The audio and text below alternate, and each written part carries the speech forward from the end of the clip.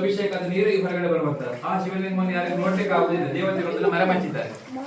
ಕಾರಣ ಹಿಂದೆ ಬ್ರಹ್ಮ ಸೃಷ್ಟಿ ಮಾಡಿದಾಗ ಬ್ರಹ್ಮನ ಸೃಷ್ಟಿ ಕಾರ್ಯ ಸರಿಯಾಗಿ ಆಗ್ತಾ ಇರಲಿಲ್ಲ. ಸ್ವಲ್ಪ ತಾಪತ್ರಯಗಳು ವಿಘ್ನಗಳು ಎಲ್ಲ ಆಗ್ತಿರುತ್ತೆ ಬ್ರಹ್ಮ ಸೃಷ್ಟಿ ಕಾರ್ಯ ಮಾಡಿದ್ರೆ, ಮನುಷ್ಯರಲ್ಲಿ ಪಶು ಪಕ್ಷಿಗಳಲ್ಲಿ ಜಲಚರಗಳಲ್ಲಿ.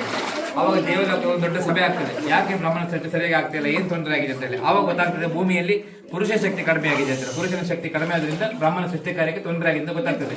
ಆವಾಗ ದೇವತೆಗಳು ಅದಕ್ಕೆ ಪರಿಹಾರ ಏನಂತ ಚರ್ಚೆ ಮಾಡ್ತಾರೆ. ಪರಿಹಾರ ಏನಂತ ಹೇಳಿದ್ರೆ ಆದಿಪುರುಷನಾದ ಶಿವನು ಭೂಮಿಗೆ ಬಂದು ನೆಲೆ ಆಗ್ಬೇಕು. ಆವಾಗ ಬ್ರಹ್ಮನ ಶಕ್ತಿ ನಿರಂತರವಾಗಿ ನಡೀತದೆ, ಭೂಮಿಯಲ್ಲಿ ಪುರುಷ ಶಕ್ತಿ ಜಾಸ್ತಿ ಆಗ್ತದೆ ಗೊತ್ತಾಗ್ತದೆ. ಅವಾಗ ಎಲ್ಲರೂ ಸೇರಿ ದೇವತೆಗಳು, ಸಿದ್ಧಪುರುಷರು, ಋಷಿಮುನಿಗಳೆಲ್ಲ ಸೇರಿ ಈಶ್ವರ ಶಿವಪಾರ್ವತಿ ಹೋಗಿ ಕೇಳ್ತಾರೆ, ದಯವಿಟ್ಟು ನೀವು ಭೂಮಿಗೆ ಬರಬೇಕು, ಭೂಮಿಗೆ ಬಂದು ನೆಲೆಯಾಗಬೇಕು, ಬ್ರಹ್ಮನ ಸೃಷ್ಟಿ ಕಾರ್ಯ ನೆರವಾಗಬೇಕು, ಮನುಷ್ಯರ ಸಂತತಿ ಮತ್ತು ಪಶು ಪಕ್ಷಿಗಳ ಎಲ್ಲ ಸಂತತಿ ವೃದ್ಧಿ ಆಗಬೇಕು, ಭೂಮಿ ಗರ್ಭಭೂಮಿ ಆಗಬೇಕು, ಎಲ್ಲರೂ ಒಳ್ಳೆಯದಾಗಬೇಕಂತ ಕೇಳ್ತಾರೆ. ಅದಕ್ಕೆ ಒಪ್ಪಿ ಶಿವಪಾರ್ವತಿಯವರು ನಂದಿಯ ವಾಹನದಲ್ಲಿ ಕುಳಿತು ಪ್ರಥಮವಾಗಿ ಈ ಭೂಮಿಗೆ ಬಂದು ಇಳಿದ ಸ್ಥಳ ಈ ಕೆರಾಡಿ ಗ್ರಾಮದ ಮೂಡಗದಲ್ಲಿ ಭೂಮಿಯಲ್ಲಿ ಪ್ರಥಮವಾಗಿ ಶಿವ ಬಂದು ನೆಲೆಯ ಸ್ಥಳ. ನಿಮ್ಮ ಕಾಶಿ, ರಾಮೇಶ್ವರ, ಗಯಾ, ಪ್ರಯಾಗ, ಧರ್ಮಸ್ಥಳ, ಮುರುಡೇಶ್ವರ ಎಲ್ಲದಕ್ಕಿಂತ ಮೊದಲು ಗೋಕರ್ಣ ಮೊದಲು ಶಿವ ನೆಲೆಯಾದ ಸ್ಥಳ ಈ ಸ್ಥಳ. ಇದು ಸ್ಕಂದ ಪುರಾಣದಲ್ಲಿ ಸಹ್ಯಾದ್ರಿ ಕಂಡ ಅಂತ ಇದೆ, ಆ ಪುಸ್ತಕದಲ್ಲಿ ಉಲ್ಲೇಖ ಉಂಟು. ಕೆರಾಡಿ ಗ್ರಾಮದ ಮೂಡಗಲಲ್ಲಿ ಮಹಾದೇವನಾಗಿ ಶಿವನ ಬಂದು ನೆಲೆಯಾಗ್ತದೆ ಅಂತ ಹೇಳಿ ಪ್ರಥಮವಾಗಿ ನೆಲೆಯಾದ ಸ್ಥಳ. ಈ ಜಾಗ, ಈ ನೀರು, ಈ ಗುಹೆಯನ್ನು ನೋಡಿ ದೇವರಿಗೆ ಖುಷಿ ಆಗ್ತದೆ. ಶಿವಪಾರ್ವತಿ ಖುಷಿಯಾಗಿ ಸೀದಾ ಒಳಗಡೆ ಹೋಗಿ ಗುಹೆಗಳು ಹೋಗಿ ಧ್ಯಾನ ಸುಂದಾಗ್ತಾರೆ. ಒಳಗಡೆ ಹೋಗಿ ಶಿವಪಾರ್ವತಿಯರು ಆವಾಗ ಅಲ್ಲಿ 7 ನದಿಗಳು ಉಗಮ ಆಗ್ತದೆ. ಗಂಗಾ, ಯಮುನಾ, ಗೋದಾವರಿ, ಸರಸ್ವತಿ, ನರ್ಮದೆ, ಸಿಂಧು, ಕಾವೇರಿ ಅಂತ ಹೇಳಿ ಎಲ್ಲ 7 ನದಿಗಳು ಉಗಮವಾಗಿ ದೇವರಿಗೆ ಅಭಿಷೇಕ ಆಗ್ತದೆ. ಆ ಎಲ್ಲ ನದಿಗಳು ಅಭಿಷೇಕ ಆದ ನೀರು ಹೊರಗೆ ಬರುವಂತದ್ದು. ಈ ಒಳಗಡೆ ಈ ನೀರು ಇದೆಯಲ್ಲ, ದೇವರ ಒಳಗಡೆ ಅಭಿಷೇಕ ಆದ ನೀರು, ಅದಕ್ಕೆ ಪ್ರಕೃತಿಯೇ ಪೂಜೆ ಮಾಡುವಂತದ್ದು. ಯಾವ್ದು ಗೊತ್ತಾಯ್ತಾ? ಕಾಲಕ್ರಮೇಣ ದೇವತೆಗಳಿಗೆ ಮತ್ತೆ ಸಮಸ್ಯೆ ಆಗ್ತದಂತೆ. ಮುಂದೆ ಕಲಿಯುಗ ಬರ್ತದೆ, ಜನ ಜಾಸ್ತಿ ಪಾಪ ಮಾಡಿರ್ತಾರೆ, ಆ ಲಿಂಗವನ್ನು ಮುಟ್ಟಿದ್ರೆ ಪ್ರಳಯ ಆಗ್ಬೋದಂತೆ, ಭೂಕಂಪ ಆಗ್ಬೋದು, ಸಾಕಷ್ಟು ಜನ ಸಾವಿರಾರು ಲಕ್ಷಗಟ್ಟಲೆ ಜನ ಸಾಯ್ತಾರಂತೆ. ಅದಕ್ಕೆ ದೇವರು ಏನ್ ಮಾಡ್ತಾರೆ, ಇನ್ನೊಂದು ಲಿಂಗವನ್ನು ಪ್ರತಿಷ್ಠೆ ಮಾಡ್ತಾರೆ ಕಲಿಯುಗದಲ್ಲಿ. ಇದು ದೇವತೆಗಳ ಪ್ರತಿಷ್ಠಾಪನೆ ಮಾಡಿದ ಲಿಂಗ. ಇದನ್ನು ಬಿಟ್ಟು ಪೂಜೆ ಮಾಡಿದ್ರೆ ಒಳಗಡೆ ಎಲ್ಲ ಲಿಂಗಕ್ಕೂ ಸಲ್ತದೆ. ಅದರಿಂದ ಒಳಗಡೆ ಬಂದ ನೀರು ಈ ಲಿಂಗಕ್ಕೂ ಅಭಿಷೇಕ ಆಗುತ್ತೆ ನೋಡಿ, ಇದ್ರ ಮೇಲೆ ಬರ್ತದೆ.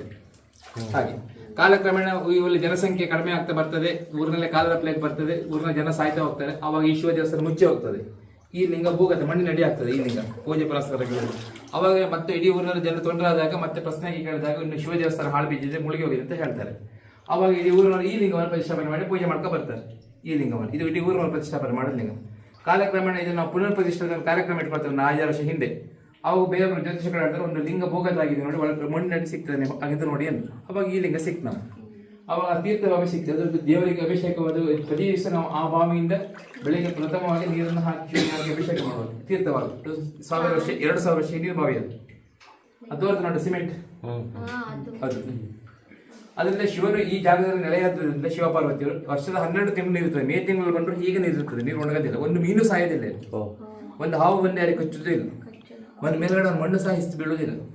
ಇವತ್ತಿನವರೆಗೆ ಯಾರಿಗೆ ಯಾವ ತೊಂದರೂ ಆಗಲಿಲ್ಲ. ಮೇ ತಿಂಗಳಲ್ಲಿ ಭೂಮಿಗೆ ಬರಗಾಲ ಬಂದರೂ ಅಕಸ್ಮಾತ್ ಎಷ್ಟೋ ಸತಿ ಮಳೆ ಇಲ್ಲ, ನೀರಿಲ್ಲ, ತೊಂದರೆ ಅಂತ ಬಂದ ಇಲ್ಲ, ದೂರ ಒಂದು ಸಿಯಾದ ಅಭಿಷೇಕವನ್ನು ಮಾಡಿ ದೇವರಿಗೆ ರುದ್ರಾಭಿಷೇಕ ಮಾಡಿದಾಗ ಎಷ್ಟೋ ಬಾರಿ ಮಳೆ ಬಂದಿದೆ. ಒಂದು ನಾವು ದೇವಸ್ಥಾನದ ಒಂದು ವಸ್ತು ಕಳ್ತನ ಆಗುದಿಲ್ಲ. ಕಳ್ತನ ಎಲ್ಲ ತಗೊಂಡ್ರೆ ಹುಲಿ ಬಂದಿರ್ತದೆ, ಅಡ್ಡ ಬಂದಿರ್ತದೆ.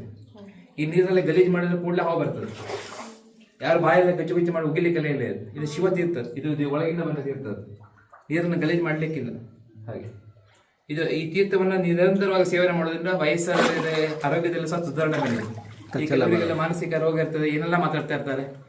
ಈ ತೀರ್ಥವನ್ನು ದಿನ ಸೇವಿಸಬೇಕು ಬಾಟ್ಲಿ ಹಾಕಿ, ಮಾನಸಿಕ ಸ್ಥಿತಿ ಸರಿ ಆಗ್ತದೆ. ವಯಸ್ಸು ಹಿರಿಯರವರಿಗೆ ಆರೋಗ್ಯ ಮಾತ್ರ ಔಷಧಿ ಇದನ್ನು ಕೊಟ್ಟರೆ ಒಳ್ಳೆದಾಗ್ತದೆ, ಆರೋಗ್ಯ ಒಳ್ಳೆದಾಗ್ತದೆ. ಯಾಕಂದ್ರೆ ಇದು ಶಿವನ ತೀರ್ಥ, ಮೃತ್ಯುಂಜಯನ ತೀರ್ಥ. ಹಾಗೆ ಇನ್ನು ಇಲ್ಲಿ ಪ್ರತಿ ವರ್ಷ ಡಿಸೆಂಬರ್ ಎಲ್ಲ ಮತ್ತೆ ವಿಶೇಷವಾದ ಜಾತ್ರೆ ಇರ್ತದೆ. ಈ ವರ್ಷ ಡಿಸೆಂಬರ್ 30ಕ್ಕೆ ಎಲ್ಲ ಜಾತ್ರೆಗೆಲ್ಲ ಬನ್ನಿ. ಹಾಗೆ ಮತ್ತೆ ಹೆಸರು ಕೇಶವನಾಥೇಶ್ವರ ಅಂತ ಇದೆ. ಈ ಆಕ್ಚುಲಿ ಈ ದೇವರ ಹೆಸರು ಮಹಾದೇವ ಅಂತ ಹೇಳಿ. ಹಿಂದೆ ಸ್ವಲ್ಪ ಕಾಲ ಈ ಭಾಗವನ್ನು ಜೈನರ ಆಳ್ವಿಕೆ ನಡೆಸ್ತಾರೆ. ಜೈನರು ಅವ್ರದ್ದೆಲ್ಲ ಪಾರ್ಶ್ವನಾಥ, ಬದ್ರಿನಾಥ ಎಲ್ಲ ಹಾಕಿ ಎಲ್ಲ ಹಿಂದೂ ಧರ್ಮದವ್ರನ್ನ ಜೈನ ಧರ್ಮ ಕನ್ವರ್ಟ್ ಮಾಡ್ತಾರೆ. ಅವಾಗ ಈ ಮಹಾದೇವ ಅಂತ ಜೈನ ಧರ್ಮ ದೇವರಾಗಿ ಮಾಡ್ತಾರೆ. ಕೇಶವನಾಥೇಶ್ವರ ಹೆಸರು ಚೇಂಜ್ ಮಾಡ್ತಾರೆ. ಮುಂದೆ ಜೈನ ಧರ್ಮೀಯ ಪುನಃ ಎಲ್ಲ ಮತ್ತೊಂದು ಯುಗದ ಇದರಲ್ಲಿ ಜೈನ ಧರ್ಮ ಪುನಃ ಹಿಂದೂ ಧರ್ಮಕ್ಕೆ ಮತಾಂತರ ಆಗ್ತದೆ. ದೇವರ ಹೆಸರು ಮಾತ್ರ ಹಾಗೆ ಉಳಿತು. ಕೇಶವನಾಥೇಶ್ವರನ ಈಶ್ವರನ ಇದು ಈ ಕೇಶವ ಅಂದ್ರೆ ವಿಷ್ಣುವಿನ ಸ್ವರೂಪ ಅಲ್ಲ, ಈಶ್ವರ. ಈ ದೇವರು ಇಲ್ಲಿ ಮಹಾದೇವನಾಗಿ ಬಂದಿದ್ದು. ಮೊದಲನೇ ಹೆಸರು, ಮೂಲ ಹೆಸರು ಮಹಾದೇವ. ಈಗ ಈ ಜೈನ ಹೆಸರು ಚೇಂಜ್ ಮಾಡಿದ್ರೆ ಕೇಶವನಾಥೇಶ್ವರ ಅಂತ ಬಂತು. ಈಗ ಅವರು ಜೈನರು ಪುನಃ ವಾಪಸ್ ಹಿಂದೂ ಧರ್ಮಕ್ಕೆ ಬಂದ್ರು. ಅವಾಗ ಹೆಸರು ಮಾತ್ರ ಹಾಗೆ ಉಳಿತು, ಕೇಶವನಾಥೇಶ್ವರ ಅಂತ ಉಳಿತು ಅಷ್ಟೇ. ಇಲ್ಲಿ ಕೆಲವು ಜನ ಕೇಳ್ತಾರೆ ಕೇಶವ ಅಂದ್ರೆ ವಿಷ್ಣು ಅಲ್ಲ, ನೀವು ಈಶ್ವರ ಅಂತ ಹೆಂಗೆ ಹೇಳ್ತಾರೆ ಅಂತ ನಮ್ಮ ಹತ್ರ. ಅದಕ್ಕೆ ಹೇಳಿದ ನಾನು. ಮತ್ತೆ ಜೈನರು ಸ್ವಲ್ಪ ವರ್ಷ ಆಳ್ವಿಕೆ ಮಾಡಿ ಅವರು ಧರ್ಮ ಬಲಾತ್ಕಾರವಾಗಿ ಜನರನ್ನು ಮತಾಂತರ ಮಾಡ್ತಾರಂತೆ ಅವರು. ಅವಾಗ ದೇವರ ಹೆಸರನ್ನು ಚೇಂಜ್ ಮಾಡ್ತಾರೆ ಅವರು. ಇದನ್ನು ಜೈನ ಧರ್ಮದ ಇದಾಗಿ ಮಾಡ್ತಾರಂತೆ, ಬಸೀದಿಯಾಗಿ. ಕಾಲಕ್ರಮೇಣ ಹಿಂದೂಗಳ ಸಂಖ್ಯೆ ಜಾಸ್ತಿ ಆಯಿತು, ಅದನ್ನು ವಿರೋಧ ಮಾಡಿ ಪುನಃ ಹಿಂದೂ ಧರ್ಮಕ್ಕೆ ಬರ್ತಾರೆ. ಹಾಗೆ ಎಲ್ಲರಿಗೂ ಒಳ್ಳೆಯದಾಗಿ ಡಿಸೆಂಬರ್ 30 ಜಾತ್ರೆ ಬಂದಿದೆ. ನಾಲ್ಕು ಯಕ್ಷಗಾನಿಗೆ ಈ ಊಟ ಆಗಿದ್ದರೆ ಊಟ ವ್ಯವಸ್ಥೆ ಇದೆ, ಊಟ ಅದು ಭೋಜನ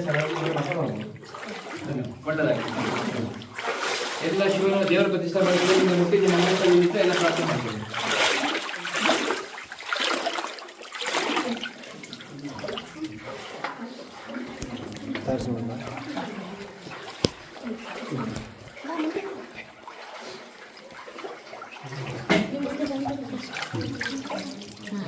ಈ ಕಾಣಿಸಿ ಆಯ್ತು